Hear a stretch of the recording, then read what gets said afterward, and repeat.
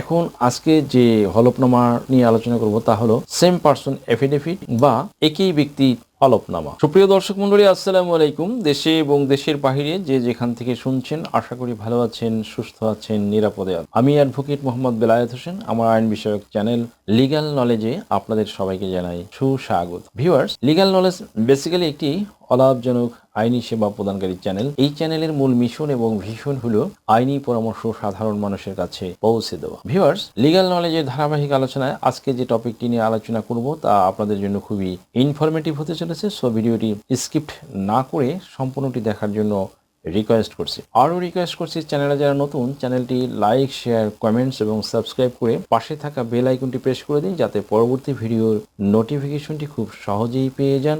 আর legal knowledge নামে যে আমার ফেসবুক পেজটি রয়েছে, সেই পেজটি ফলো করে দিবেন, যাতে পরবর্তী ভিডিওর নোটিফিকেশন পেয়ে যান। So let's get begin.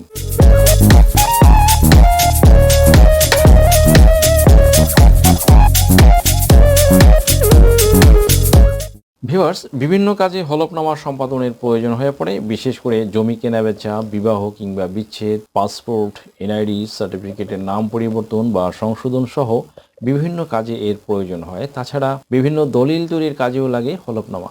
নিয়মকানুন মেনেই তা সম্পাদন করতে হয়। আসুন জেনে নেই হলফনামা করতে কি কি মানতে হবে। 1 নম্বরে, হলফনামাতে হলফকারীর পূর্ণ নাম, ঠিকানা, বাবা মায়ের নাম, জাতীয়তা, বয়স, পেশা ও ধর্ম উল্লেখ করতে হবে।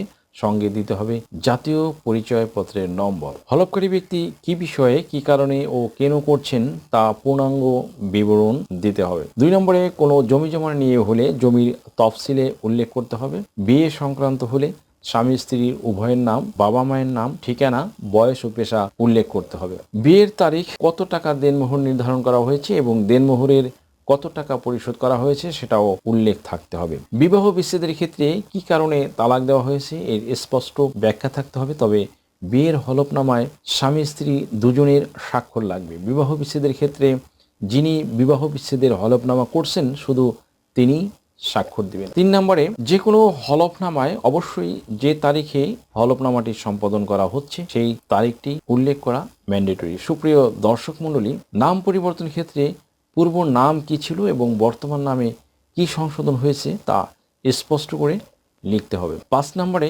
হলফকারীকে হলফনামার সঙ্গে পাসপোর্ট আকারের সত্যায়িত ছবি দিতে হবে এবং স্বাক্ষর করতে হবে।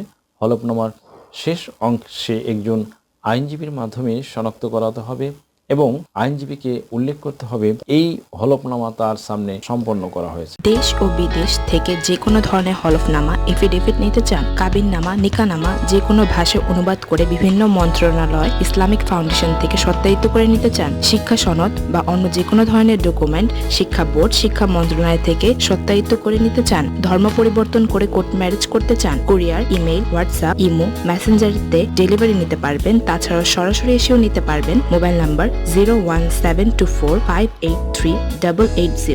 সেম পারসন এফিডেভিট বা একই ব্যক্তি হলফনামা কিভাবে করবেন আর এটা করারই বা কেন প্রয়োজন হয়? সুপ্রিয় দর্শক মণ্ডলী, আমরা অনেক সময় দেখি যে অনেক ভাই বন্ধু বা ভাই বোন তারা পড়াশোনা করার জন্য বিদেশে যাবে, হায়ার এডুকেশনের জন্য বা ট্যুরিস্ট ভিসায় যাবে। তখন দেখা যায় যে তার বিভিন্ন ডকুমেন্টসে বিভিন্ন রকমের নাম থাকে, XYZ বিভিন্ন ধরনের নাম দিয়ে থাকে। ধরেন আপনার অরিজিনাল নাম থাকে একটা, আরেকটা ডুপ্লিকেট নাম থাকে আরেকটা, মানে এক একটা ডকুমেন্টসে এক এক রকম নাম থাকে। এনআইডিতে একরকম, পাসপোর্টে একরকম, জন্ম নিবন্ধনে একরকম, জমির দলিলে বা নামজারিতে একরকম নাম। সেক্ষেত্রে এই ধরনের মিসলিডিং হওয়ার কারণে আপনারা লট অফ কনফিউজডে পড়ে যান। দেন তখন অনেকেই আইনজীবীর শরণাপন্ন হন। তেমনি এক ভাই সেদিন আজকেই আমার শরণাপন্ন হলেন। তার জমিতে নামজারি মিউটেশন খতিয়ানে তার সৎ বোন ভুল করে বা ইচ্ছা করেই একটি ভুল নাম দিয়ে দিয়েছে। ওই ব্যক্তির নাম হলো মোহাম্মদ চান মিয়া, কিন্তু ওনার বোন ভুল করে তার নামজারি খতিয়ানে অন্য একটি নাম দিয়ে দিয়েছে। হোয়াটএভার, আমরা এই ধরনের একটি হলফনামা নিয়ে আজকে আপনাদের সামনে হাজির হয়েছি। তো আর সময় নষ্ট না করে শুরু করা যাক। Let's get begin. যে হলফনামাটি আপনারা করবেন 300 টাকার স্ট্যাম্পে। যদি আপনারা নিজেরা এটাকে কম্পোজ করেন তাহলে লিগাল সাইজের 3টি পাতা নেবেন, 3টি পেজ সেট আপ করে নেবেন ও টপে দিবেন 5 ইঞ্চি, বটমে 1.5 ইঞ্চি, লেফটে 1 ইঞ্চি দিতে পারেন, রাইটে 1 ইঞ্চি দিতে পারেন। এইভাবে পেজটা সেট আপ করে আপনারা লেখা শুরু করবেন। প্রথমে লিখবেন যে গণপ্রজাতন্ত্রী বাংলাদেশ সরকার, মাননীয় প্রথম শ্রেণীর ম্যাজিস্ট্রেটের আদালত, ঢাকা, বাংলাদেশ, এবং মাননীয় নোটারি পাবলিক কার্যালয়, ঢাকা, বাংলাদেশ। এরপরে লিখবেন হলফনামা, তারপরে লিখবেন একই ব্যক্তির সংক্রান্ত, যদি এটা বাংলায় লেখেন। যেহেতু আমি বাংলায় বলছি, যেহেতু আজকে বাংলা ভার্সনটি নিয়ে, বাংলা ফরম্যাট নিয়ে আলোচনা করছি, অন্য একদিন ইংরেজি ভার্সন নিয়ে ইংরেজি ফরম্যাটে আপনাদের সামনে নতুন একটি ভিডিও নিয়ে হাজির হব। যাই হোক, এভাবে লেখার পরে তারপরে লিখবেন যে আমি মোহাম্মদ, ধরুন এখানে আপনার অরিজিনাল নামটা দিবেন, যেটা আপনি রাখতে চান, XYZ যে নামটা আপনার থাকে সেই নামটাই দিবেন। রহিম, করিম বা সালাম বা কামাল বা জামাল, যেই নামই হোক সেই নামটি এখানে দিবেন। যে আমি অমুক, পিতা অমুক, মাতা অমুক, জন্ম তারিখ সোয়াংশো, বর্তমান ও স্থায়ী ঠিকানা বা বর্তমান ঠিকানা আগে লিখবেন, দেন পরে আপনার স্থায়ী ঠিকানাটা লিখবেন। লেখার পরে তারপরে লিখবেন হলো জাতীয়তা বাংলাদেশি দিবেন। ধর্ম ইসলাম হলে ইসলাম, হিন্দু হলে হিন্দু বা খ্রিস্টান হলে খ্রিস্টান। এরপরে দেবেন পেশা যদি আপনার চাকরি হয় চাকরি দিবেন, সরকারি চাকরি হলে সরকারি চাকরি দিবেন, প্রবাস, তারপরে যদি আপনার বিজনেসম্যান হন তাহলে ব্যবসায়ী দিবেন।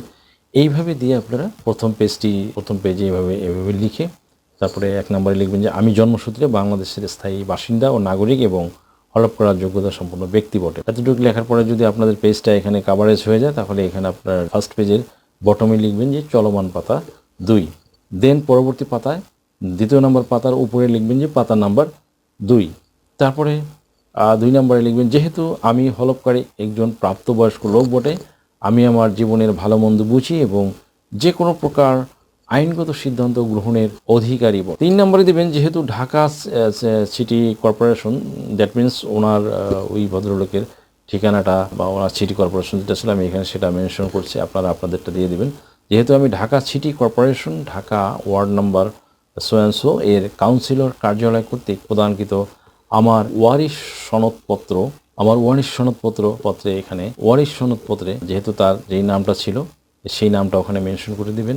তারপরে হলো 4 নম্বরে যেহেতু আমার জাতীয় পরিচয়পত্র নাম্বার এততে আমার নামটি যেটা থাকবে জাতীয় পরিচয়পত্রে, সে জাতীয় পরিচয়পত্রের নম্বরটি বসিয়ে দিয়ে সেখানে আপনার নামটা ওই নাম দিয়ে মেনশন করে তারপরে লিখবেন যে লিপিবদ্ধ করা হয়েছে। যেহেতু আমার জন্ম নিবন্ধন নং সোয়াংশো আমার নাম যেই নাম ছিল আপনার জন্ম নিবন্ধনে সেই নামটা দিবেন, দিয়ে লিখবেন যে লিপিবদ্ধ করা হয়েছিল। তারপরে 6 নম্বরে দিতে পারেন যেহেতু আমার জমির নামজারি ও জমাভাগের প্রস্তাবপত্র খতিয়ান নাম্বার দিয়ে দিবেন, ডুপ্লিকেট কার্বন রসিদ, দ্যাট মিনস ওই ভদ্রলোক যেভাবে করেছিল আমি ওই ফরম্যাটটাই মেনশন করতেছি এখানে, আপনারা আপনাদের মতো করে নেবেন। যেসব ডকুমেন্টসে মিসলিডিং আছে সেগুলো মেনশন করে দিয়ে তারপরে আপনার যে নামটিও ওই ডকুমেন্টসে থাকে সেই নামটি দিবেন। ডুপ্লিকেট কার্বন রসিদ বহি অর্থাৎ DCR ভূমি উন্নয়ন কর পরিষদ রসিদে আমার নাম ধরুন আখলেসুর রহমান লিপিবদ্ধ করা হইয়াছে। 7 নম্বরে যেহেতু আমার জমি ঢাকা সিটি জরিপ খতিয়ান নং এত এবং খতিয়ান নং আমার নাম অমুক লিপিবদ্ধ করা হয়েছে। তারপরে আপনারা দেবেন 8 নম্বরে এখানে নামের সব নামগুলো একসাথে করে এখানে উল্লেখ করবেন। 8 নম্বরে প্রকৃতপক্ষে ওই যেখানে যে ডকুমেন্টসে বিভিন্ন ধরনের নাম আছে সব নামগুলো এখানে মেনশন করবেন, XYZ বা ব্লা ব্লা ব্লা যা আপনি দেন আর কি, এসব দিয়ে দেওয়ার পরে একজনেই এবং লিখবেন যে প্রকৃতপক্ষে এই নামগুলো একজনেই এবং একই ব্যক্তি এবং আমি নিজেই। 9 নম্বরে লিখবেন যে আমি এখানে কোনো কিছুই গোপন করি নাই। তারপরে লিখবেন যে সত্যপাঠ দিয়ে এখানে লিখবেন যে এখানে ঘোষণাকারী বা আপনি নিজের কথাগুলো এখানে লিখতে হবে যে অত্র হলফনামায় যাবতীয় লিখিত বিবরণ আমার জ্ঞান ও বিশ্বাস মতো সত্য ও সঠিক জানিয়া নিজ নাম সহি স্বাক্ষর করিলাম, ইতি দিয়ে তারিখ দিবেন। তারপরে পরবর্তী প্যারা লিখবেন ঘোষণাকারীর স্বাক্ষর, দ্যাট মিনস আপনি যে ঘোষণা করলেন সেখানে আপনার স্বাক্ষর দেবেন। এরপরের স্টেপ হলে ঘোষণাকারী আমার সম্মুখে তাহার নিজ নাম সহি করিলে আমি তাহাকে, এটা হলো আইনজীবীর স্টেটমেন্ট থাকবে, এটার নিচে ওনার সিলস স্বাক্ষর দিয়ে দেবেন। দেন হয়ে গেল একটি সেম পারসন হলফনামা বা সেম পারসন এফিডেভিট তৈরি হয়ে গেল। এরপরে আপনি এটাকে নোটারি করার পরে আপনি এটাকে নিয়ে আইনজীবীর মাধ্যমে এটা ঢাকায় করলে ঢাকার CMM কোর্টে, চিফ মেট্রোপলিটন ম্যাজিস্ট্রেট কোর্টে, প্রথম শ্রেণীর ম্যাজিস্ট্রেটের আদালতে এটা সাবমিট করবেন। সাবমিট করার পরে ওনার সিল স্বাক্ষর দিয়ে দিলে এটাকে আপনি নেজারাত শাখায় নিয়ে যাবেন। নেজারাত শাখায় নিয়ে এটাকে জমা দিলে ওরা আমাদের রেজিস্টারে একটি অন্তর্ভুক্ত করবে, কোড নাম্বার দেবে, সেটাই আপনার অনলাইন বেস হয়ে যাবে। হলফনামাগুলো অবশ্যই যেন অথেন্টিক হয়, কারণ এখানে ডুপ্লিমেসি থাকলে বা কোনো যদি ইউনিকনেস না থাকে, যদি ফেক হয় তাহলে কিন্তু বিপদে পড়ে যাবেন, অ্যাজ ওয়েল অ্যাজ যে লোকটি করে দেবে সেও বিপদে পড়ে যাবে, জেল জরিমানাও হয়ে যেতে পারে। সো এই হলফনামা তৈরির ক্ষেত্রে আপনাদেরকে খুব বি কেয়ারফুল থাকতে হবে এবং সিনসিয়ারলি এটা করতে হবে। তখন এখানে নেজারত শাখায় আপনি একটি অ্যাকসেপ্ট ফটোকপি রেখে আসবেন। আর পরবর্তীতে পুলিশ ভেরিফিকেশনে যদি যায় তাহলে ওখানে ওরা প্রুভ করার সুযোগ থাকবে, ওদের রেজিস্টার অন্তর্ভুক্ত থাকবে। আদারওয়াইজ কিন্তু প্রবলেমে পড়ে যাবেন এবং এটা আপনার পরবর্তীতে কোনো শুধু টাকাই নষ্ট হবে, কোনো কাজে আসবে না। দ্যাটস ওয়াই হলফনামাটি অবশ্যই ইউনিকনেস থাকাটা ম্যান্ডেটরি। কারণ এটার পুলিশ ভেরিফিকেশন হয়, অনেক ধরনের লট অফ কনফিউজ, অনেক ধরনের জটিলতা পড়ে যেতে পারেন। দ্যাটস ওয়াই এটা অবশ্যই বলবো যে পথে ঘাটে মাঠে দোকানে এইসব জিনিস করবেন না, একজন আইনজীবীর মাধ্যমে এটা সরাসরি কোর্ট প্রাঙ্গণ থেকে করে নেবেন। এরপর এটাকে স্ট্যাম্প, তারপরে এটার মূল কপিটি নিয়ে আসবেন, এসে আপনার যে কাজের জন্য এটা তৈরি করেছিলেন সেখানে এটা সহকারে অ্যাপ্লাই করে দেবেন। ফটোকপি বা স্ক্যান কপি করে দিতে পারেন বা ফটোকপি করে দিতে পারেন, যদি যেখানে যেভাবে গ্রান্টেড। আর যদি মূল কপিটা আপনি রেখে দেন, ইন ফিউচার এটা আপনার অনেক কাজে লাগবে। সো ভিডিওটি আশা করি ভিডিও থেকে সামান্যতম হলেও উপকৃত হয়েছেন। যদি ভিডিওটি আপনাদের সামান্যতম উপকার আসে তাহলে রিকোয়েস্ট করব চ্যানেলটি লাইক, শেয়ার, কমেন্টস এবং সাবস্ক্রাইব করে পাশে থাকা বেল আইকনটি প্রেস করে দিন, যাতে পরবর্তী ভিডিওর নোটিফিকেশনটি খুব সহজেই পেয়ে যান। সো আজকের মতো এখানে শেষ করছি। দেখা হবে অন্য কোনো দিন, অন্য কোনো ভিডিওতে, অন্য কোনো আইনি কন্টেন্ট নিয়ে। সে পর্যন্ত সকলে ভালো থাকুন, সুস্থ থাকুন, নিরাপদে থাকুন। আবারও সবাইকে ধন্যবাদ জানিয়ে এখানে শেষ করছি। আল্লাহ হাফেজ। দেশ ও বিদেশ থেকে যে কোনো ধরনের হলফনামা, এফিডেভিট নিতে চান, কাবিননামা, নিকানামা যে কোনো ভাষায় অনুবাদ করে বিভিন্ন মন্ত্রণালয়, ইসলামিক ফাউন্ডেশন থেকে সত্যায়িত করে নিতে চান, শিক্ষা সনদ বা অন্য যে কোনো ধরনের ডকুমেন্ট শিক্ষা বোর্ড, শিক্ষা মন্ত্রণালয় থেকে সত্যায়িত করে নিতে চান, ধর্ম পরিবর্তন করে কোর্ট ম্যারেজ করতে চান, কুরিয়ার, ইমেইল, হোয়াটসঅ্যাপ, ইমো, মেসেঞ্জারিতে ডেলিভারি নিতে পারবেন। তাছাড়াও সরাসরি এসেও নিতে পারবেন। Mobile number 01724583880।